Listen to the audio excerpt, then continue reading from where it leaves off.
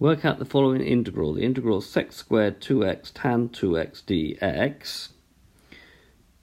Right, this depends on your knowledge of trig integration. If you try sec squared 2x and differentiate that using the chain rule, that's d dx of sec 2x all squared. So using the chain rule, you bring the 2 down in front, so it becomes 2 sec squared 2x, reduce the power by 1, so it just becomes to the power of 1.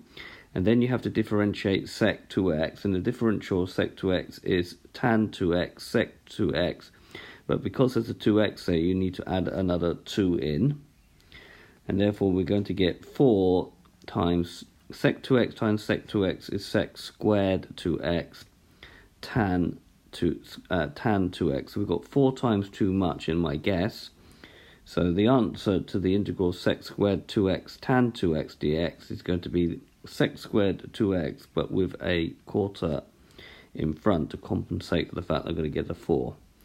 So your ability to be able to do this really depends on your ability to be able to differentiate. Okay, so it's been a video to show you how to use the reverse of the chain rule for a trig function. I hope you've understood, and I thank you very much for watching.